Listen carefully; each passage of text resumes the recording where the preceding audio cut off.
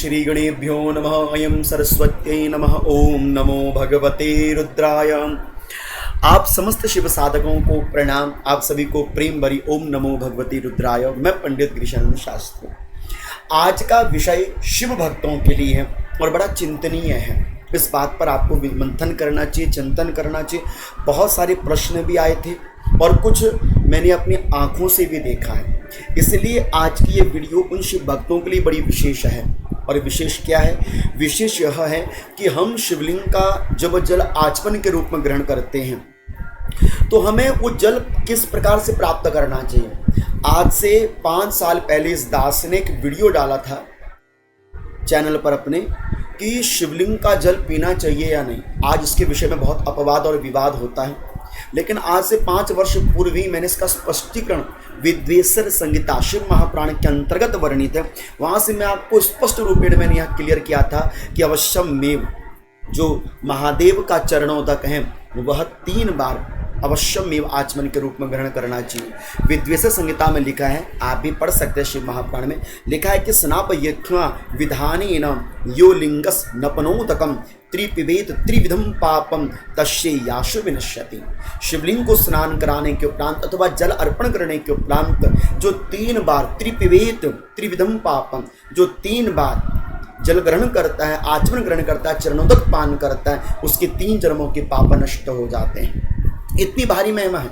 लेकिन लोगों ने जल आचमन के रूप में ग्रहण करना प्रारंभ तो किया। और मैं कहा भी करता हूं कि शिवलिंग का जल पान करने से मानसिक और कई प्रकार से रोगों की निवृत्ति भी रहती है। घर में शिवलिंग का जल छिड़कने से घर में शुद्धिकरण भी रहता है, पवित्रता बनी रहती है, अनेक प्रकार के दोषों का निवारण भी होता है। किंतु जल किस प्रकार से ग्रहण करना चाहिए ये मंथनीय, ये चिंतनीय है। और इस विषय में मैं आपके सामने एक प्रमाण विषय भी रखना चाहूँगा। देखिए, मैं एक शिवालय में गया था जहाँ पर मैंने अपने हाथों से भक्तों को समझाने के लिए कि आपने जल किस प्रकार से ग्रहण करना चाहिए, इस वीडियो के माध्यम से आप देख सकते हैं। देखिए, एक ऊपर से जलहरी से जो घट से जल आ रहा है, कई लोग यहाँ से जल भरते हैं। आपने यहाँ से कभी जल नहीं भरना। आप देख रहे हैं जलहरी के जहाँ पर अर्घ्या देवी है, माँ भगवती पार्वती हैं, यहाँ से हम कभी कभी डायरेक्ट हाथों में जल लेके इसको 3 बार जल पान करने का प्रयास करती हैं। ऐसा भी नहीं करना चाहिए। मूलतः सिद्धांत यह है, नियम यह है कि आपने एक छोटे से पात्र में जल भरना चाहिए और इस पात्र से अपने बाएं हाथ में उस पात्र को पकड़ना चाहिए और बाएं हाथ में पात्र को पकड़कर 3 बार जल ग्रहण करना चाहिए। ओम नारायणाय नमः, ओम माधवाय नमः, ओम गोविंदाय नमः, ओम ऋषिकेशाय नमः। यदि मंत्र नहीं भी आता है तो ओम नमो भगवते रुद्राय, ओम नमो भगवते रुद्राय, ओम नमो भगवते रुद्राय, इस प्रकार से कहते हुए जल ग्रहण करना चाहिए और पीछे की ओर अपने हाथों को प्रक्षाल्य करना चाहिए। डायरेक्ट शिवलिंग के पास से जल लेकर, जलहरी से जो नीचे जल आ रहा है ना, उस जल को आप डायरेक्ट लेकर आप उसका कभी जल ग्रहण ना करें। थोड़ी सी विधि और विधान को पकड़ कर चलिए और उत्तम विधि के माध्यम से आपको शिवलिंग का जल ग्रहण करना चाहिए।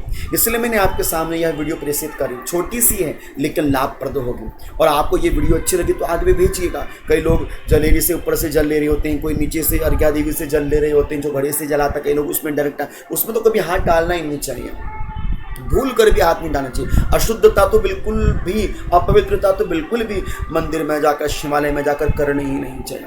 तो इस बात को सावधानी रखें और डायरेक्ट जलहरी से जल अपने हाथ में लेकर जल ग्रहण ना करें। हाँ, यदा कदा कभी आपके पास नहीं है बर्तन, कोई पात्र नहीं है, कोई आपके पास लोटा गड़वा नहीं है, तो आप थोड़ा सा जल लेकर आप ऊपर की ओर, हाथ को झूठा भी नहीं करें, ऊपर की ओर लेकर जल ग्रहण कर लीजिए। किंतु अगर नियम बन सके तो एक पात्र में जल लेके फिर त्रिपिबेत त्रिविधम पापम 3 बार ग्रहण करना चाहिए। 3 प्रकार के पापों का निवारण महादेव का यह अमृतमयी जल कर देता है। आशा करता हूं कि यह वीडियो आपको समझ में आई होगी और यदि वीडियो अच्छी लगी है तो आगे इस वीडियो को शेयर जरूर कर दीजिएगा। तब तक आप सभी को प्रणाम, वंदन। ओम नमो भगवते रुद्राय, ओम नमो भगवते रुद्राय।